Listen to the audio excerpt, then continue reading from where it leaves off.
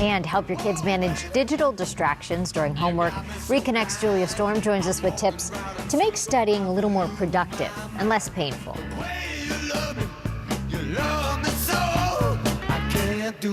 Kids are back in school, the homework is ramping up, and in this day and age of technology and devices, it's so easy to get distracted. So what can you do to help your kids manage digital distractions? Joining us with insight, LA-based digital media parenting educator and founder of ReConnect, Julia Storm. Good morning. Good morning. Good to see you. So you have some great tips. We want to get right to them. First, you recommend coming up with a homework plan for your child.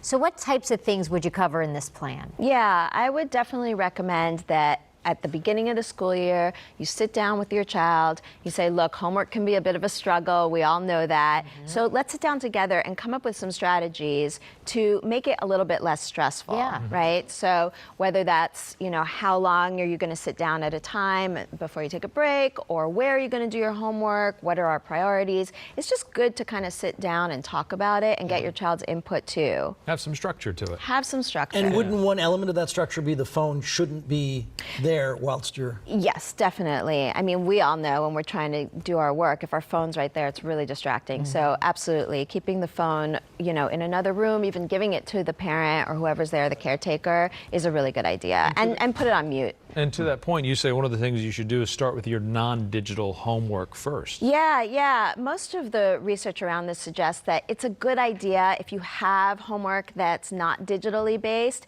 do that first so that at least there's you've accomplished that without all the distractions getting in the way. Then you can move on to the other stuff. Next, even though lots of parents are on a tight timeline, they have to get to after school activities and, kids are scheduled these days quite a bit. You say it's really important to schedule breaks for your kids. Yeah, I mean, when you think about it, it's like your kid's been working really hard all day. They're taxed, it's a full day of work for them. Right.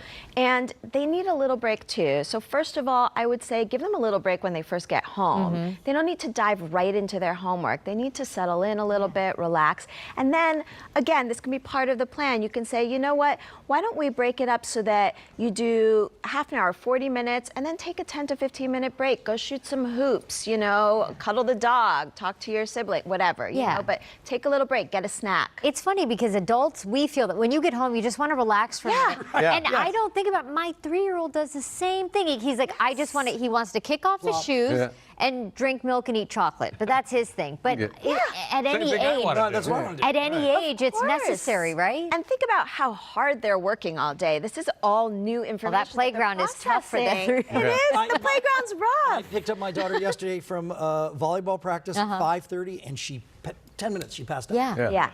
They're Just exhausted. So you say create a homework space, but but I was surprised, not in your child's room. What if that's where their desk often is? I know. It seems obvious initially, like, oh, my kid's room, I'm going to set it up with their homework desk. I feel like maybe wait till they're a little bit older for the homework desk in the room, because unless you set up the room so that the door's open and you can see what they're looking at, right, when you walk by. Because really, it's so easy to get distracted on a computer that and they're masters at switching tabs. Right. So if they're in their room and the door's shut or they're facing away from you, it's just a lot more temptation for them.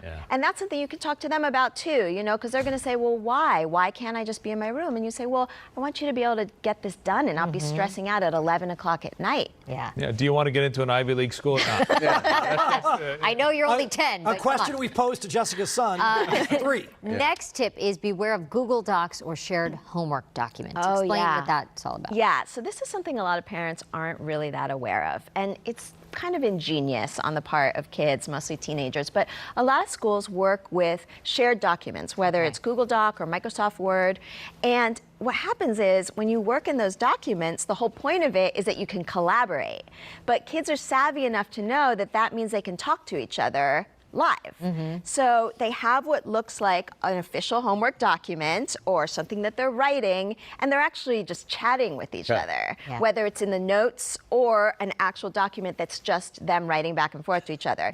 So I think it's pretty ingenious, but good thing also to talk to your kid about a little bit. Say, look, I know this goes on, I get it, it's fun, it's cool, but don't let it distract you too much from what you actually have to get done. All right, good stuff. Julia's company is called ReConnect. For more information, including the in-home family workshops that she offers on how to raise kids in the digital age, you can go to reconnect-families.com. Thanks for joining. Thanks, Julia. Thank you.